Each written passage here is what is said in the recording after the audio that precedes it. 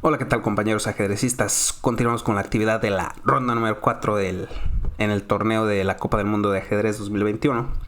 Y ahora vamos a ver el enfrentamiento del gran maestro ruso, el joven de tan solo 19 años, quien en este año, temprano en enero, en el torneo de Tata Steel en Wijk-aan-Zee en Holanda, había derrotado a ni más ni nada menos que a Magnus Carlsen, el campeón del mundo, por lo que había que ponerle un ojo por ahí, ¿no? A este gran jugador, un GM ya de 2700 y apenas tiene 19 años.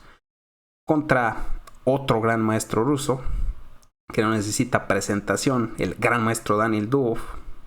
Si vale la comparación, podríamos llamarlo el Mikhail Tal, ¿no? De la época moderna. Le gusta lanzarse por ahí con algunos sacrificios interesantes y le gusta el ajedrez de ataque, ¿no? El ajedrez táctico.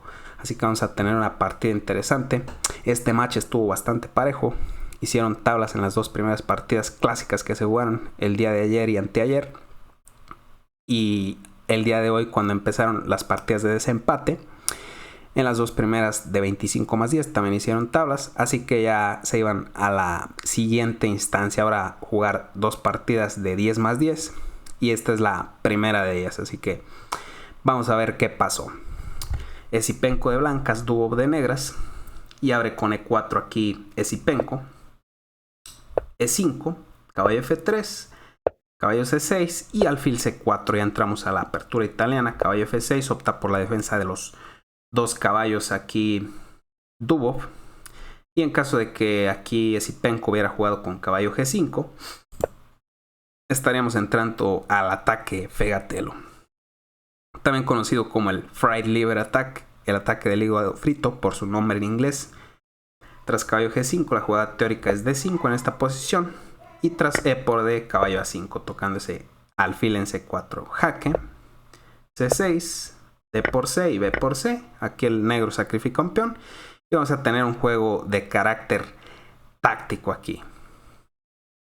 Bueno, en la partida no jugó de esta forma Esipenko, jugó con D3, un poco más tranquilo, simplemente defendiendo ese peón en E4 y alfil E7 de Dubov. Enroque, caballo C3 y D6, simplemente sostiene ese peón y ya prepara el desarrollo del alfil. A3, para en caso de caballo A5 ya tiene una escapatoria en A2, ¿no? Y no ceder la pareja de alfiles. Alfil G4, clava ese alfil Dubov.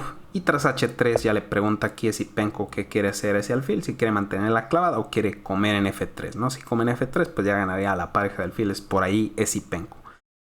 Quizás sí que era un poco más interesante mantener la clavada con la jugada alfil H5 en esta posición.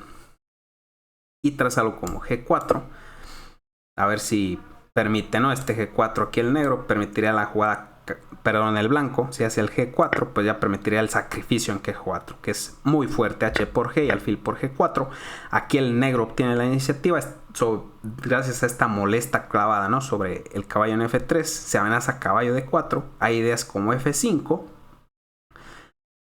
Y vemos que con ese F5 pues podemos incluir a la torre, ¿no? En el ataque sobre ese caballo clavado en F3. Aquí el blanco debe ir con cuidado, ¿no? Por ejemplo, una línea seguiría con alfil E3 para evitar ese salto con caballo D4. Y aquí rey H8, ¿no? Ya desclavándose ahí. Y ahora sí preparando el avance F5. Por ejemplo, rey G2 para sostener con el rey ese caballo en F3. Y aquí la mejor jugada es dama de 7, ¿no? Si juegas F5 directamente, pues no funciona tan bien, ya que permites la jugada alfil E6. Ahora en caso de F por E4, pues permites alfil por G4, ¿no? E por F3, simplemente alfil por. Y el blanco queda mejor, así que dama de 7 es la mejor jugada para evitar ese alfil E6. Y ahora sí que se amenaza F5 con mucha fuerza. Por ejemplo, aquí si el blanco juega con dama de 2 para ya desclavarse de una vez por todas, y contra F5 vemos que se amenaza F por E, agregando un atacante más sobre el caballo en F3.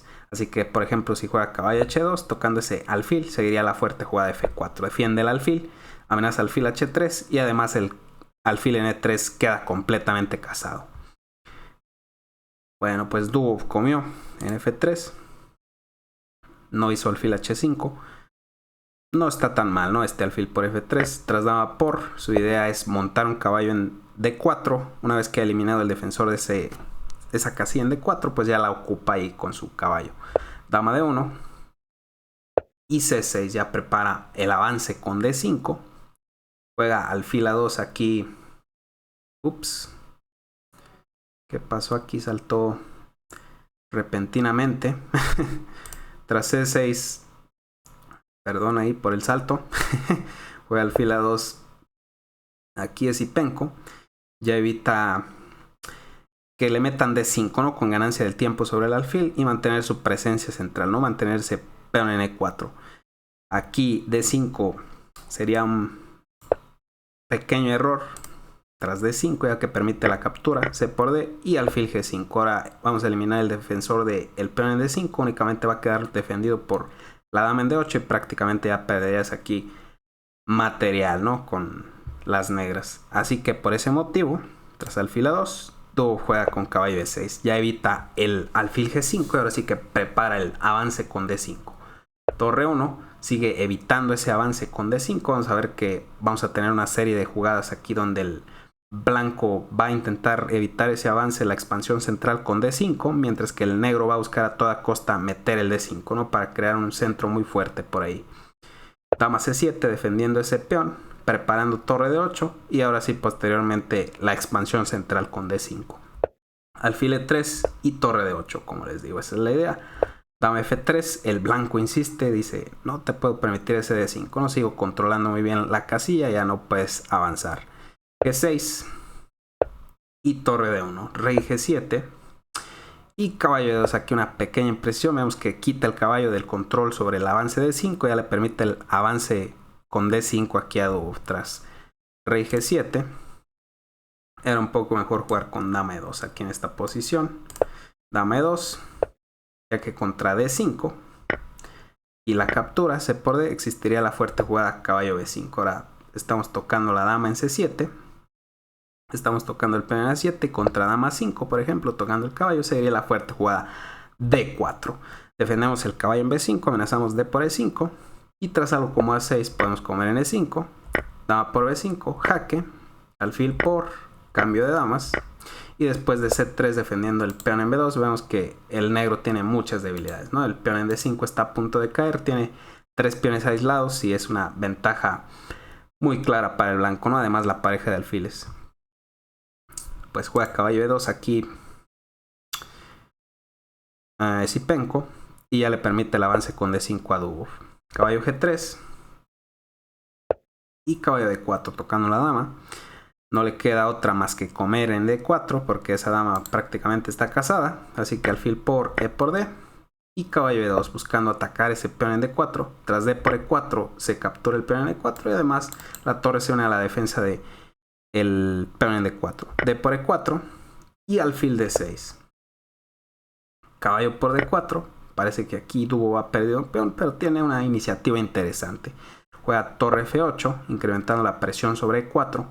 C3 para sostener ese caballo en D4 y que tenga un poco más de estabilidad. Alfil C5 de Dúo, una pequeña imprecisión que quizás pudo haber jugado aquí con alfil E5 en esta posición, para mantener presión sobre el flanco de dama y también evitar el avance E5, ¿no? Ya ese avance E5 no va a ser posible. Por ejemplo, contra alfil B1 podría jugar con dama B6, metiendo presión sobre B2 y tras B4, C5. Por ejemplo, caballo 2, apartándose, aquí puede cambiar en D1 el negro, torre por C por B4, A por B4 y A5, ¿no? Esto es a lo que me refiero cuando digo que hay presión sobre el flanco de dama, ¿no? Por ejemplo, B por A5, dama por A5 y ahora existe mucha presión sobre ese peón en C3. Se viene torre C8 y parece que ese peón se puede caer, ¿no? Es bastante débil. Bueno, aquí jugó alfil C5 Dúo y ya le hubiera permitido a Zipenko una buena ventaja si hubiera jugado aquí con alfil B1 en esta posición. Tras alfil B1, aquí ya no funciona igual, porque si el negro juega con dama B6 en esta posición, dama B6. Se me está yendo un poco la conexión aquí, a ver, dama B6, ya. Tras dama B6, pues permite la jugada E5, ¿no? Ese es el problema, ahora ya ni el alfil ni la dama mantienen control sobre el avance E5. Y tras caballo D5, fuerte jugada B4. Ahora ese alfil prácticamente tiene que capturar en D4. C por D4 y tras A5 aquí el blanco puede comer en A5 simplemente, dama por y alfil A2 es muy fuerte, ¿no? Se intenta eliminar ese caballo, es que ese caballo no se puede quitar porque entramos en F7 y una vez que comamos en D5 podemos entrar con dama F6, ¿no? Por ejemplo aquí si el negro juega H6 se iría alfil por D5, torre por, perdón, dama F6, rey G8 y E6, ¿no? Ya rompiendo ahí completamente la estructura de peones de el enroque. Se amenaza a comer en F7. Si F por E, pues comes en G6. Y torre por, F por E y dama por G6. Con buena ventaja para el blanco. Así que tras alfil B1, aquí la mejor jugada es hacer alfil D6 para mantener ese avance E5 bajo control, ¿no? Muy bien. Y es donde vemos claramente, ¿no? Que alfil C5 ha sido un error. Si tienes que regresar a donde ya estaba ese alfil, pues no creo que alfil C5 haya sido de gran utilidad. Tras alfil C5, aquí Esipenko no jugó alfil B1, jugó B4 y alfil B6. Se mantiene por ahí Dubov con la presión sobre D4, alfil B1 y A5. Ya de a poco va intentando meter presión sobre el flanco de dama. Dama E3, rey G8, E5 y ahora sí tocando ese caballo, aunque de momento vemos que hay una clavada, ¿no? Así que no puedes comer en F6. De todas formas juega caballo D5 aquí Dubov, ganando un tiempo sobre la dama, además hay presión sobre C3. Dama G3 manteniendo la defensa sobre C3, A por B4, A por B4. Y aquí Dubov pensó que tenía una táctica con caballo por B4, que parece que tras C por B, pues se te cae ese caballo en D4, ¿no? Pero el problema de caballo por B4 es que le da un tiempo muy valioso a Esipenko para instalar un potente caballo en la casilla de 6. Tras la jugada caballo F5 aquí. Aquí Dubov, tras A por B4, tenía que haber jugado con F6 en esta posición para luchar por el control de la casilla en D5. Vemos que comer en F6 no se puede, ya que existiría torre por E1, torre por y después dama por G3, ¿no? F por G y terminarías perdiendo un poco ahí de material en D4. Así que, pues bueno, aquí tras caballo por B4 le mete la fuerte jugada aquí Esipenko, caballo F5. Ahora se viene con ese caballo en D6. Vemos que no puedes comer en F5. Ups, perdón. Hubo un salto ahí repentino.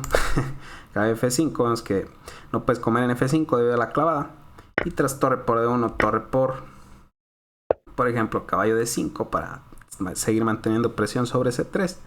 Caballo D6. Ahora fuerte jugada aquí de Esipenko tocando esa torre N8.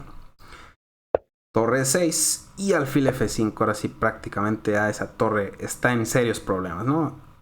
Otra vez tomando ventaja de la clavada sobre el peón de G.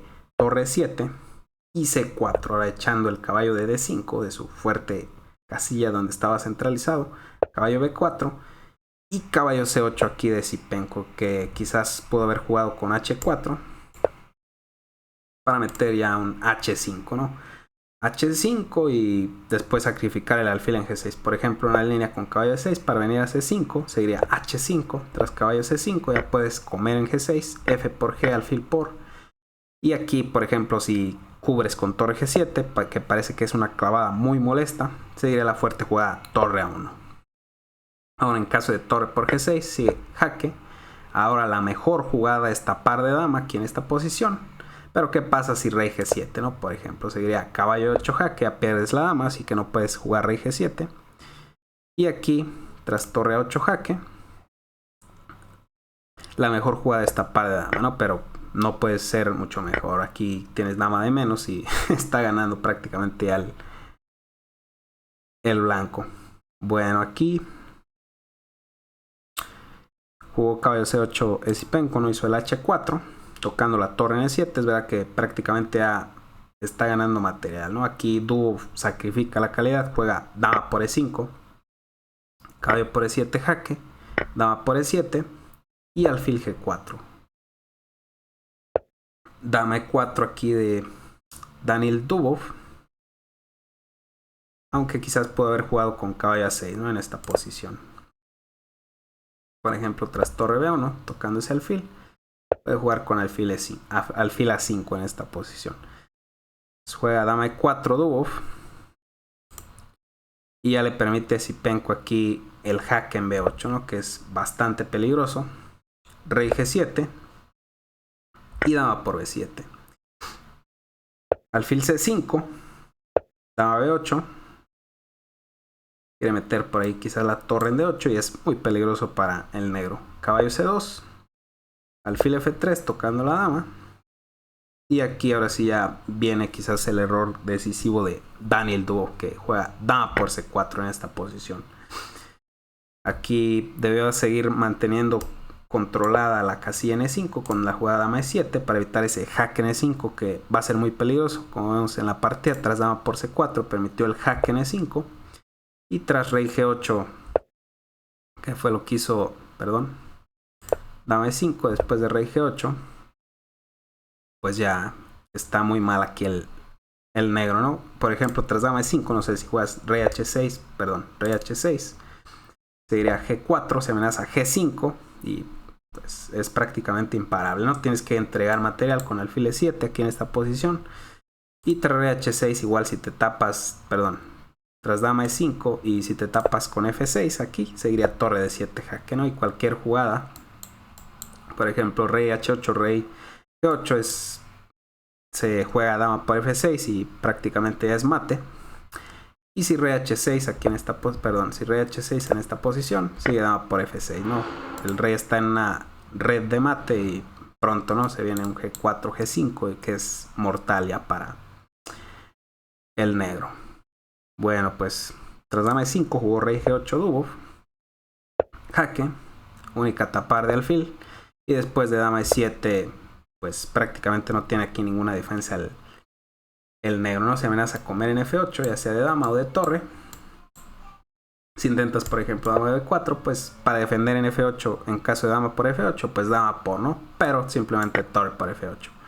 Y se acaba ya la partida. Aquí, tras dama E7, simplemente se rinde Daniel Dubov.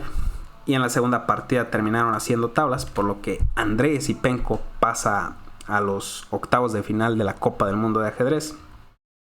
Bien, ahora vamos a ver todos los resultados. No todos los resultados, ¿no? Vamos a ver cómo quedaron los octavos de final de la Copa del Mundo de Ajedrez. Estos son los jugadores que vamos a tener por ahí. Tenemos el enfrentamiento entre Magnus Carlsen contra Andrei Zipenko, Etienne Bacrot contra Kasper Plorum de Polonia, Alexander Grisho contra Jan Krzysztof Duda, también polaco, Vidit Santos Urati contra Durabaili Vasiv y el ruso Vladimir Fedoseev contra Ivic Belimir de Croacia, Tatabae Amin contra Haik Martirosyan de Armenia, Maxim Bachelagraf de Francia contra Sergei Karyakin y Peter Sviller contra Sam Shankland de los Estados Unidos. Son los jugadores que nos quedan en los octavos de final de la Copa del Mundo de Ajedrez. Y bueno amigos, hasta aquí el video, espero que les haya gustado. Denle like, suscríbanse, hasta la próxima.